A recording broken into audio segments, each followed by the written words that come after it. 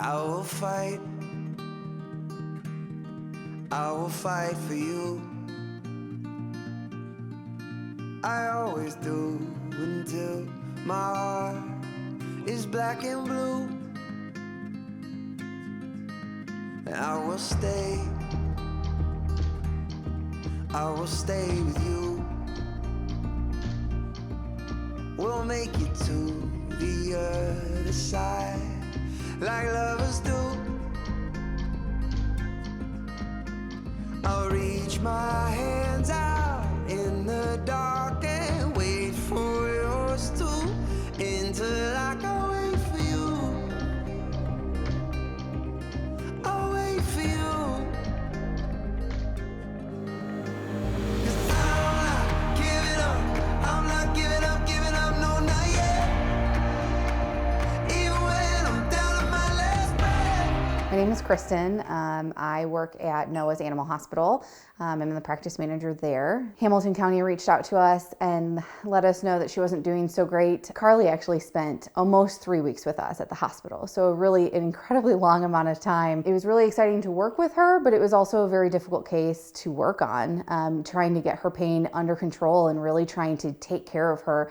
And we talked a lot about making sure that she had great quality of life. That's really important to Hamilton County. What makes it really interesting, this partnership that we have with Hamilton County, in Carly's case for sure, but many other animals we've seen with them, they know what they want, and they go to great lengths to save all of these animals. And the help that we get to provide is pretty extraordinary.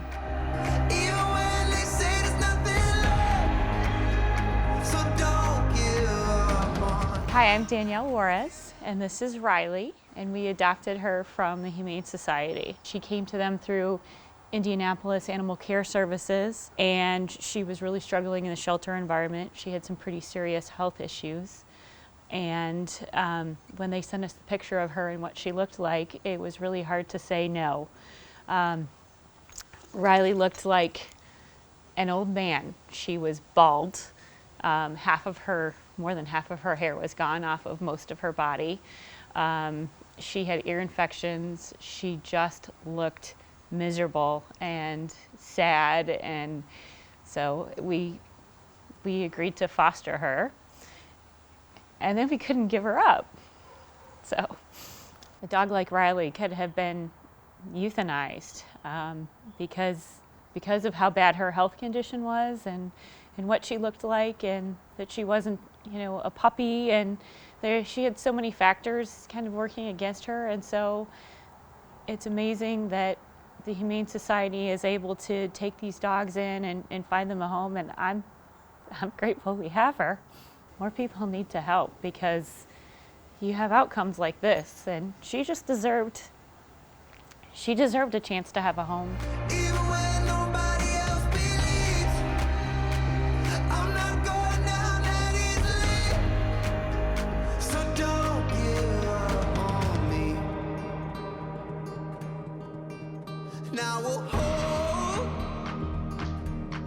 Peyton came to us. He had been in a house fire. So Peyton had third-degree burns all over his body. All of his claws had been burned off.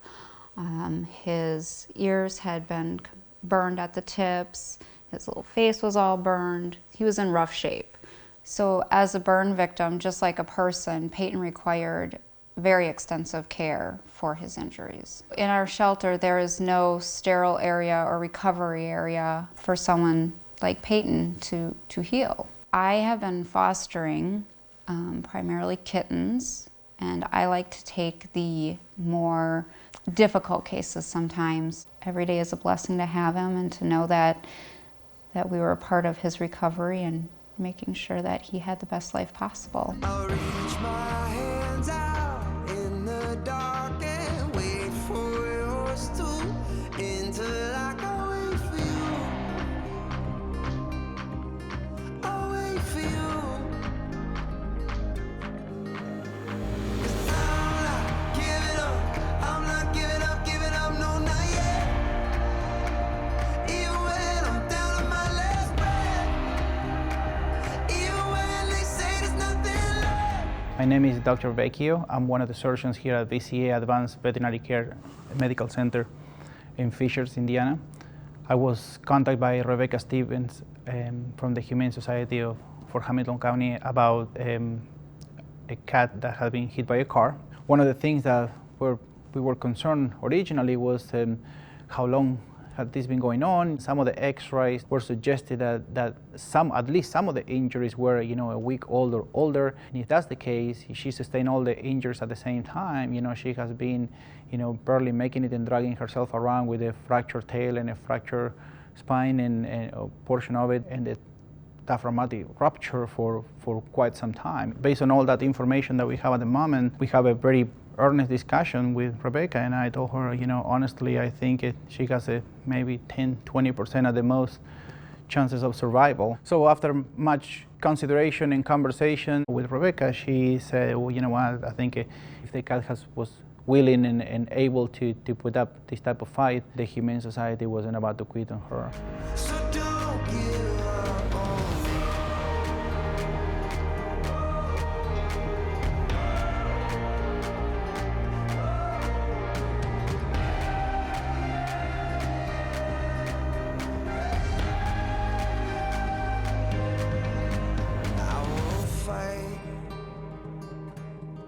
I will fight for you. I always do until my heart is black and blue.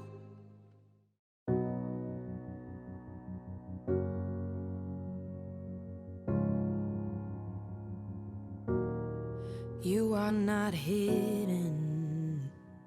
There's never been a moment you were forgotten. You are not hopeless. Though you have been broken, your innocence stolen. I hear you whisper underneath your breath. I hear your SOS, your SOS. This is a very special young lady. She actually came to us almost a year ago with a fantastic idea to launch a program that would pair up shelter dogs and cats with veterans who are returning from active duty with post-traumatic stress disorder or brain injury. There's some statistics here that are important, and I want to get them right. 1 in every 4 veterans returning from Iraq and Afghanistan suffer from moderate to severe PTSD. There are approximately 350,000 documented cases of traumatic brain injury, but it's estimated that an additional 350,000 veterans are suffering without ever being properly diagnosed. The unemployment rate for veterans is more than double the national average. And veterans make up the fastest growing population in our nation's prisons, the vast majority of which have been convicted for nonviolent crimes.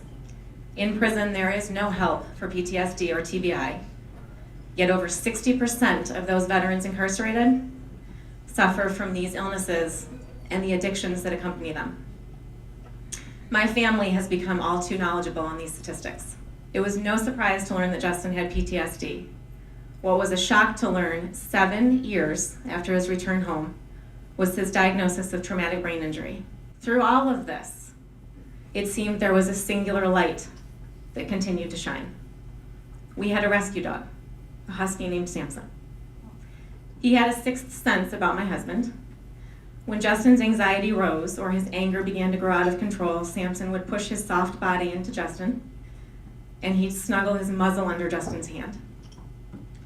When our son was born in 2006 and Justin held him for the first time, instead of feeling the joy of new fatherhood, he had vivid flashbacks of the dead and dying children in Iraq.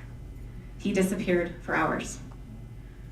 Only years later, in a therapy session, did I find out that Justin had holed himself up in our basement, determined to permanently end his pain.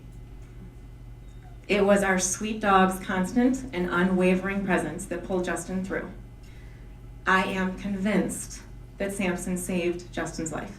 So we decided to try and pay it forward. And the idea was obvious and organic. Our dogs had saved Justin's life. We'd saved their lives when we adopted them out of shelters. We sent out letters, at least 50, probably more. And what we got back was utter silence or a very strong no. until we got a call from the Humane Society for Hamilton County. They not only wanted to help, but they sounded excited. And at our first meeting, when we told our story, we were gifted with the same lack of judgment as our sweet dogs. Perhaps it was because they work daily amongst the forgotten. Perhaps it's because they understand the desperate need for a second chance. But the Humane Society for Hamilton County opened their hearts and their wallets and said, without reservation, we can and we will do this. And oh, how they have. Off of what I'm reading, I really want you all to know that this is real. These people, through our experiences, nobody has made us feel more at home, more comforted, and less judged than the Humane Society. They are rare, they are extraordinary. You are here for a reason. They do need you. Their pets need you. This program's amazing. There's nothing like it. And I can't thank them enough. I will send out an army to find you. My name is Sergeant David Stokes, ex-Army veteran. I spent over 12 years in active duty in the Army. I experienced some physical injuries as well as encountering some difficulties coping after getting out of the military. As going through some of my mental health counseling at the Richard Bush VA Center, one of my nurses had told me about this wonderful program because I told him it was just myself, and I've always been somewhat of a loner, and I think it's just basically had a lot to do with me relearning myself. Megan invited me in, and I went through the process. They showed me pets that they had selected that they thought that might meet my personality and my profile. But I was walking through prior to that, looking at some of the pets and how they were responding. She was just sitting there, and I put my hand up to the cage and she licked it. Naturally, I was kind of drawn into her too, because she has these piercing brown eyes. She just stares at you. At that point, we bonded. And she just kind of looked at me when we were going through some of the additional training that they give you with the trainer, which is amazing. We just kind of made an eye contact. At that point, from that point and this point forward, she truly has become my best friend. She has provided me comfort. She's always meet me at the door when I come in. She's very happy. I'm very happy. I think it's a win-win situation for both of us. She's just so full of love, and I'm just so glad we hooked up. This program has been just remarkable. I think I'm able to express from my heart the appreciation and the impact that it's had, not only on my life, but on Sugar's life as well. She is, I think we deserved each other. I will rescue you. My name is George Pettigo. I'm a Marine Corps veteran. I was in the Marine Corps basically 3 years. I spent a year of that 3 years in Vietnam, or Asia, but part of it was Vietnam. I have a lot of nightmares at nighttime from that. I'll wake up sometime and I'll be standing in my bed in a cold sweat. I learned about the Pet Healing Vets program from a friend of mine I used to work with named Carolyn. They sent her to 2 weeks training at a Pause and Play, and that's where I picked her up at. They called me and said she's ready to come, so I went up there and got her. She sleeps in bed with me, so I don't have the nightmares as much as I used to, because she's right there laying next to me. She's just peaceful to be around. You know, you're not as anxious. She's a good dog, she really is, and I appreciate everything the Humane Society's done for me. That's why I'm up here doing this interview now. I want to get more people involved.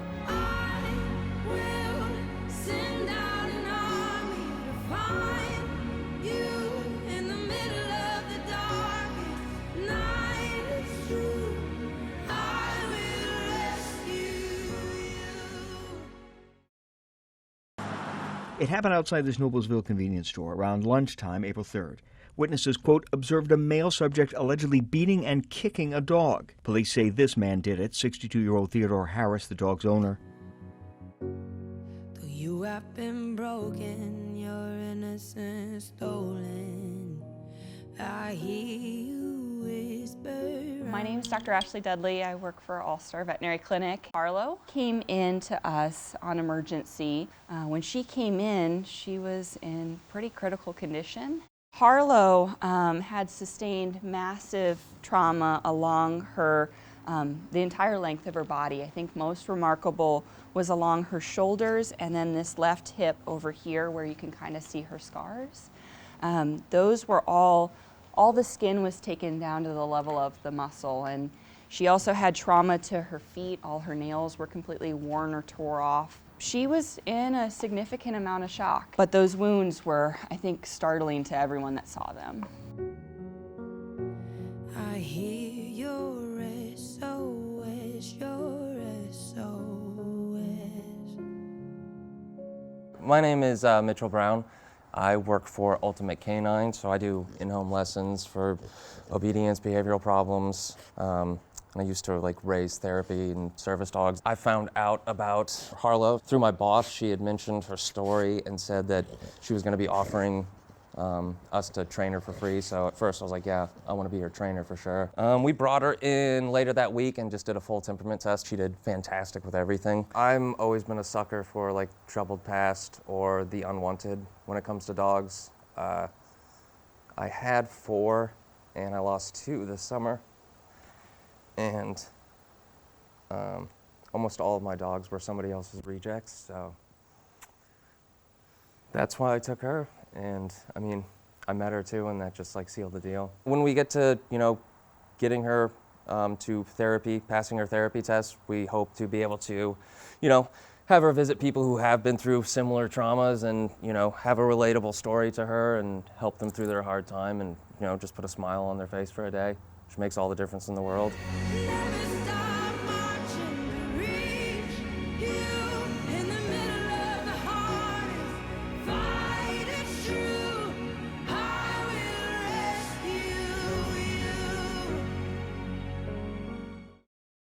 Hamilton County now has some of the strictest penalties for animal abuse and neglect in the state. County commissioners passed an ordinance updating the rules for the first time in a decade. Now, if someone gets charged with neglect or cruelty, they could have to pay a $2,500 fine and have their animals removed. The county is also banning backyard breeders and puppy mills. We have to be their voice. We have to make sure that we are taking a serious stance against that type of violence and malicious behavior. The changes go into effect on November 15th.